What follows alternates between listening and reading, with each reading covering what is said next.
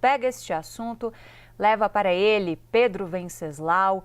Pedro, direto de São Paulo, vai trazer para a gente um pouquinho da visão dele também sobre esse movimento de busca do presidente do Supremo Tribunal Federal. Pedro, agora sim na tela, boa tarde para você, o ministro Luiz Edson Fachin, com a ideia de se criar algum tipo de código de conduta para os ministros do Supremo. Ele deu algumas declarações em entrevistas a jornais impressos que dão um pouco a temperatura de como que a corte está recebendo esse assunto, inclusive com uma visão da maioria de que o time talvez não seja o atual, por conta da proximidade da eleição, a exposição da corte com isso. Então, a maioria entende isso, segundo o próprio Fachin.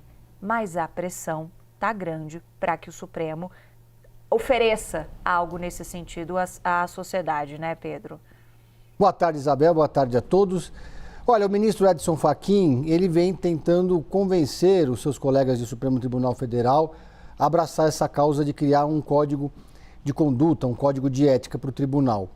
E esses movimentos são feitos de maneira muito calculada porque é uma situação bastante delicada. Há uma resistência por parte de boa parte dos ministros do STF, isso já ficou muito claro.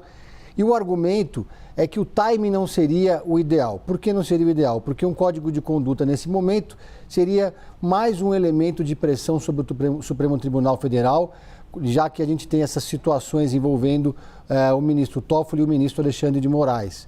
Talvez, da leitura de alguns ministros, esse debate poderia ser feito num outro momento e também que não servisse para instrumentalizar aquela ala da ultradireita brasileira que defende o impeachment de ministros do STF.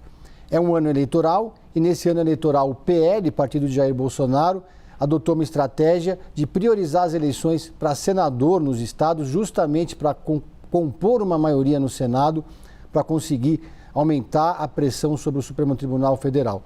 Então, passamos todo esse ano de todo o ano de 2025 vendo o Supremo Tribunal Federal ser alvo de fortes ataques por parte da direita brasileira. Então, a leitura de alguns é que o Código de Ética, nesse momento, seria como se o Supremo Tribunal Federal estivesse assinando algum atestado de culpa. Agora, dito isso, a pressão da sociedade vem aumentando muito. Isso já começou na semana, agora recentemente, há 2 semanas atrás, com uma iniciativa da Ordem dos Advogados do Brasil, a OAB, Seção São Paulo, que fez uma sugestão de código de ética, de código de conduta, elaborada por ex-ministros da Justiça e ex-ministros do STF. Então, essa iniciativa se soma a outras que já estão em curso.